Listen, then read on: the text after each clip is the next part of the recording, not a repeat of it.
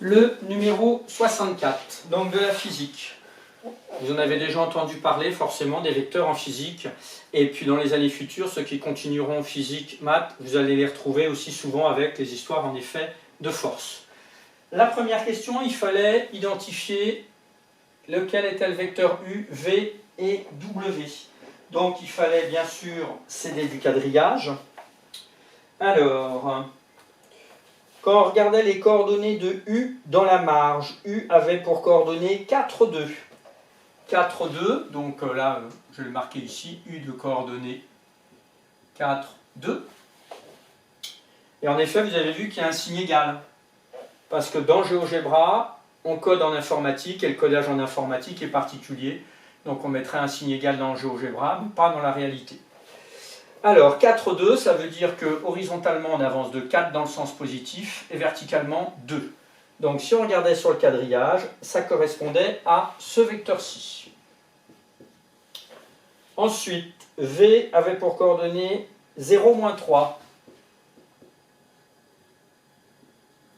Donc ça veut dire que horizontalement, on ne se déplace pas, il n'y en a qu'un, c'est celui qui est vertical, donc c'est forcément celui-là. Et si on ne s'est pas trompé, mais on va le vérifier, W doit être le dernier, de coordonnées moins 4, 1, c'est pas écrit bien gros.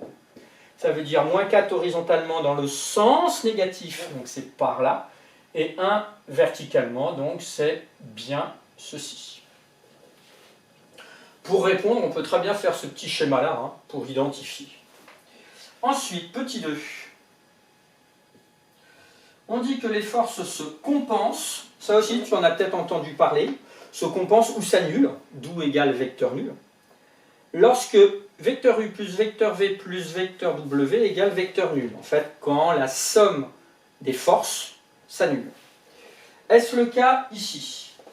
Donc, il fallait calculer, donc vérifions, la somme des trois vecteurs, U plus V plus vecteur W. Donc, le vecteur U, ça nous fait 4, 2, plus 0, moins 3, plus, moins 4, 1. 4 et moins 4, là, ça s'annule au numérateur, pour les abscisses. 2, moins 3, moins 1, plus 1, 0. Donc, on peut dire alors, comment la question a été posée. Donc, qui est aussi le vecteur nul. Donc, les forces se compensent.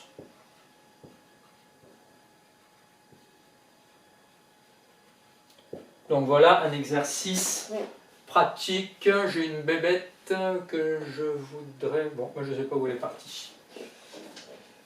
Les forces se compensent. Ensuite, petit 3, calculer l'intensité de chacune d'elles. Là aussi, vous avez pu en entendre parler. L'intensité, ça revient à avoir les normes. Donc, norme de U. Ah, j'aurais pas dû effacer le schéma. Donc, U, V,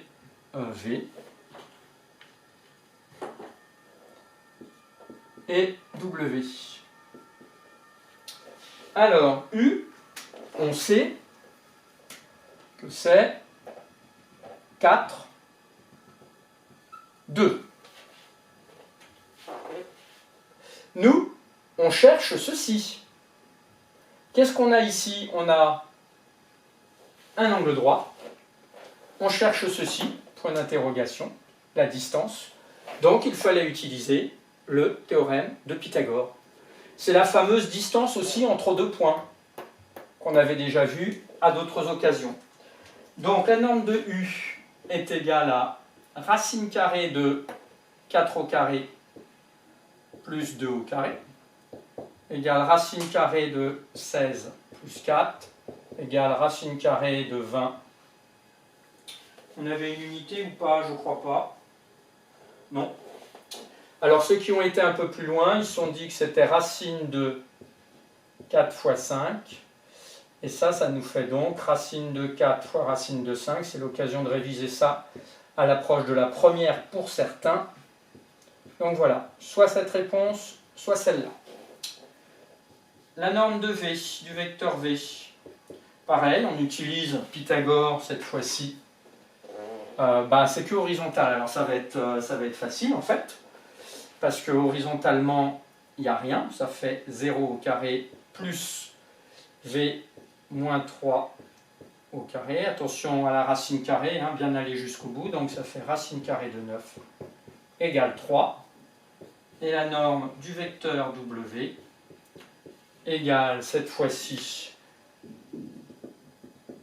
là on a moins 4 et ici 1. Donc moins 4 le tout au carré, plus 1 au carré égale 16 plus 1 égale racine carrée de 17. Je ne me suis pas trompé. Non, c'est ça. Donc voilà pour le numéro 64.